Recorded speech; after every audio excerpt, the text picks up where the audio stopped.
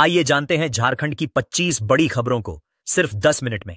पर अभी तक आप इस वीडियो को लाइक नहीं किए हैं तो कर दें और इस चैनल को सब्सक्राइब कर लें। झारखंड विधानसभा स्थापना दिवस रजत जयंती पर होगा भव्य सम्मान और सांस्कृतिक समारोह। झारखंड विधानसभा इस बार अपना रजत जयंती वर्ष भव्य तरीके से मनाने जा रही है। 22 नवंबर को विधानसभा परिसर में विशेष कार्यक्रम आयोजित होगा, जिसमें राज्यपाल संतोष कुमार गंगवार और मुख्यमंत्री हेमंत सोरेन समारोह को संबोधित करेंगे। कार्यक्रम 2 सत्रों में होगा। पहला सत्र सम्मान समारोह का, जिसमें वर्तमान व पूर्व विधायकों के साथ साथ विभिन्न क्षेत्रों में राज्य का नाम रोशन करने वाले विशिष्ट व्यक्तियों, खिलाड़ियों और शहीदों के आश्रितों को सम्मानित किया जाएगा। इस दौरान राज्यपाल उत्कृष्ट विधायक सम्मान प्रदान करेंगे, जबकि मुख्यमंत्री उत्कृष्ट कर्मियों को सम्मानित करेंगे। शाम के दूसरे सत्र में सांस्कृतिक संध्या आयोजित होगी। बॉलीवुड के प्रसिद्ध गायक रूप कुमार राठौर मंच पर प्रस्तुति देंगे। वहीं हास्य कवि दिनेश बावरा दर्शकों का मनोरंजन करेंगे। विधानसभा परिसर को पूरे आयोजन के लिए विशेष रूप से सजाया जा रहा है। 21 नवंबर को पलामू पहुंचेंगे सीएम हेमंत सोरेन। आपकी योजना आपकी सरकार आपके द्वार में होंगे शामिल। झारखंड के मुख्यमंत्री हेमंत सोरेन 21 नवंबर को पलामू के नीलांबर, पीतांबरपुर, लेस्लीगंज प्रखंड के महावीर मोड़ में आयोजित आपकी योजना आपकी सरकार आपके द्वार कार्यक्रम में शामिल होंगे। यह विधानसभा चुनाव 2024 के बाद पलामू क्षेत्र में उनका पहला सरकारी दौरा होगा।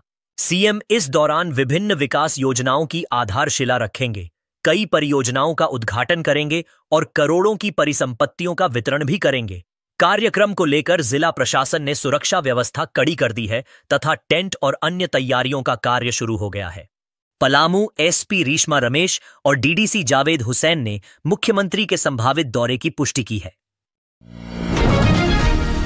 विधानसभा भ्रमण पर स्कूली बच्चों ने सीखी लोकतंत्र की सीख, स्पीकर ने दी चरित्र निर्माण की सलाह। रांची के अनीता बालिका उच्च विद्यालय की कक्षा 10वीं की छात्राओं ने मंगलवार को झारखंड विधानसभा का शैक्षणिक दौरा किया। छात्राओं ने सदन की कार्यप्रणाली को नजदीक से देखा और विधानसभा अध्यक्ष रविंद्रनाथ महतो से बातचीत कर लोकतांत्रिक प्रक्रिया की बारीकियां समझीं। स्पीकर ने बच्चों का स्वागत करते हुए कहा कि ज्ञान के साथ अच्छा चरित्र ही एक बेहतर नागरिक की पहचान है। प्राचार्य सिस्टर रजनी कंचन कुजूर ने बताया कि वे हर साल छात्रों को वास्तविक लोकतांत्रिक व्यवस्था से परिचित कराने के लिए इस तरह का भ्रमण करवाते हैं। छात्राओं ने भी कहा कि विधानसभा की भव्यता और कार्यप्रणाली को देखकर उनका ज्ञान बढ़ा है। रीतिका नाम की छात्रा ने बताया कि कानून कैसे बनते हैं और सदन में कैसे पास होते हैं, यह समझना उनके लिए एक यादगार अनुभव रहा। झारखंड विधानसभा के 25 वर्ष स्पीकर रविंद्रनाथ महतो बोले, सार्थक और सीख से भरा रहा सफर। झारखंड विधानसभा अपने गठन के 25 वर्ष पूरे कर रही है। 22 नवंबर 2000 को पहली बार सदन का गठन हुआ था और राजनीतिक उतार चढ़ाव के बीच यह संस्था रजत जयंती वर्ष मना रही है। पहले अध्यक्ष इंद्र सिंह नामधारी से लेकर वर्तमान अध्यक्ष रविंद्रनाथ महतो तक विधानसभा ने कई बदलाव और विकास देखे हैं। साल 2019 में विधानसभा को अपना भव्य स्थायी भवन भी मिला। स्पीकर रविंद्रनाथ महतो ने ईटीवी भारत से बातचीत में कहा कि 25 साल का यह सफर सार्थक रहा है। उन्होंने बताया कि बिहार से अलग होने के बाद नए नियम और कार्यप्रणाली लागू करने में समय लगा, लेकिन आज विधानसभा पहले से अधिक सशक्त और व्यवस्थित है। उन्होंने कहा कि नीति निर्माण में स्पीकर की भूमिका महत्वपूर्ण होती है और जहां लोकहित नहीं दिखता वहां नीति को रोकना उनकी जिम्मेदारी है। स्पीकर ने स्वीकार किया कि उनकी भूमिका पर सवाल उठना स्वाभाविक है, क्योंकि वह किसी राजनीतिक दल से आते हैं, लेकिन उन्होंने हमेशा निष्पक्षता अपनाने की कोशिश की है। उन्होंने कहा कि सदस्यों की समस्याओं और नाराजगी को सरकार तक पहुंचाकर समाधान निकालना उनकी प्राथमिकता है। बिहार नतीजों पर प्रदीप यादव का ईवीएम विवाद, बीजेपी ने कहा, हार की हताशा।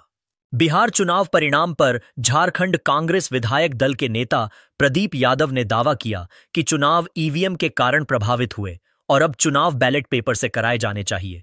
उन्होंने आरोप लगाया कि लगभग 40 लाख गरीब, दलित, पिछड़े और अल्पसंख्यक वोटरों के नाम वोटर सूची से हटाए गए, जिसके कारण महागठबंधन को नुकसान हुआ।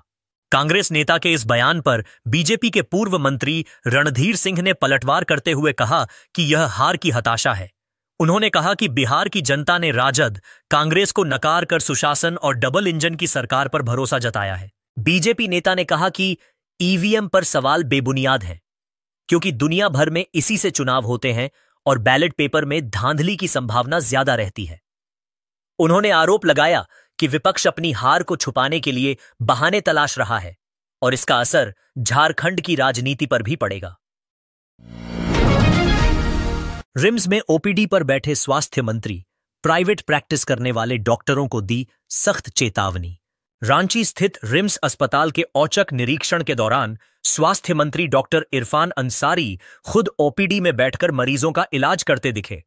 उन्होंने कहा कि पारदर्शिता और जनता के विश्वास को बढ़ाने के लिए यह कदम उठाया गया है। मंत्री ने घोषणा की कि जल्द सभी सदर अस्पतालों में वे नियमित रूप से ओपीडी में बैठेंगे और डॉक्टरों की उपस्थिति व सेवा भाव की कड़ी मॉनिटरिंग होगी।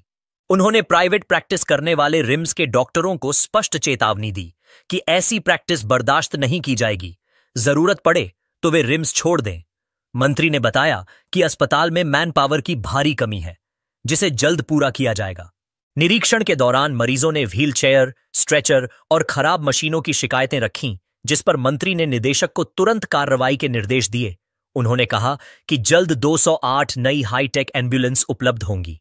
वहीं रिम्स प्रबंधन ने बताया कि नए वेंटिलेटर्स और कर्मियों की बहाली की प्रक्रिया जारी है। अनुराग गुप्ता प्रकरण पर बाबूलाल मरांडी का हमला, कहा सीएम चाहें तो बना लें अपना सलाहकार। भाजपा प्रदेश अध्यक्ष और नेता प्रतिपक्ष बाबूलाल मरांडी ने पूर्व डीजीपी अनुराग गुप्ता को लेकर हेमंत सरकार पर ताजा हमला बोला।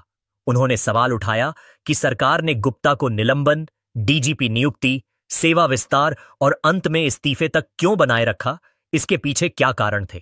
मरांडी ने दावा किया कि अनुराग गुप्ता के संरक्षण में अवैध वसूली, तस्करी और खनन जैसे मामलों में शामिल लोगों को कॉन्ट्रैक्ट पर रखा गया और अब तक किसी पर कार्रवाई नहीं हुई।